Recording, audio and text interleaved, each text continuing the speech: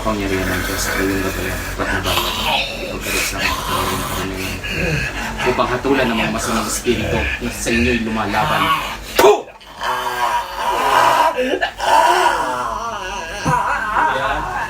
Huwag yung lalapitan. Huwag yung lalapitan. Shut up.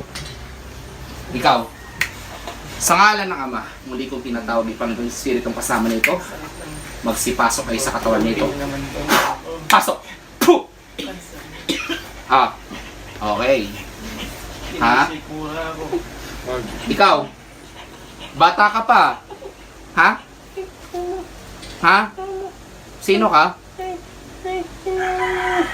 Ha? Ha? Anong tawag? Oh, ba't ka tinawag? Anong magagawa mo? Ha? Duwende ka naman? Ha? Ha? Ano ka?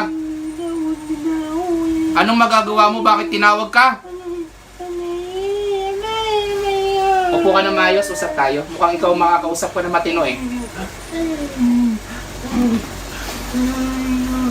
Pag nagkamali ka ng sagot sa akin, totodasin kita. Ilan na lang kayo? Ha? Ilan na lang? Ha? Natakot. Ilan na lang ang harap sa akin? Oh. Pues, kausapin mo sila. Nandito sila? Ha? Aalis sila, hindi. Tanungin mo! Alis kayo, sabi niya! Alis kayo, sabi niya! Sabi niya! O Panginoon, ako yung gabayan. Sabi niya! Ipadala mo sa akin ang iyong mga Sabi gabay. niya, alis kayo! Alis kayo! Ilan sila na nandyan pa? Gagalit sila sa'yo na patay ikaw. Sino ang patay? Gagalit sila, pinatay mo. Nagagalit, pinatay ko. O itong sabihin mo, gusto nilang sumunod. Tanungin mo! Kaya! Tanungin mo! Natakot ako sa nila. Ay, galit sila. Panginoon, ako yung gabayan, patnubayan, Gagalit upang hatulan ng mga espiritong ito sa iyong ngalan. Ako ang iyong dakilang tagapaglaban, na iyong pinadala upang parusahan ng mga espiritong ito. Sa ngalan mo, Ayaw na, ayaw. Puh!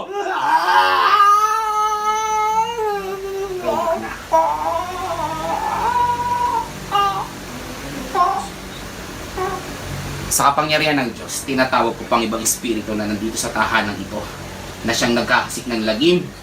Inuutosan kitang pumasok sa loob ng katawan nito at makipag-usap sa akin. Puh! Oh, ikaw yon. Sino ka?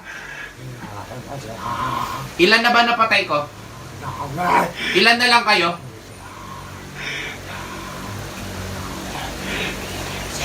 Oh, ang tanong ko, ilan na lang kayo? Ha? Anong gusto? Makipag-usap pa sa akin o isusunod kita? Sagot! Makikipag-usap ka ha? Bakit? Ayaw nyo makinig sa akin?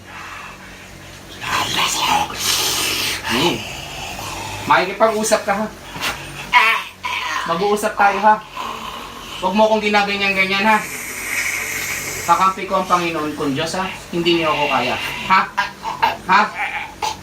Makikipag-usap ka? Ha? Sagot na maayos.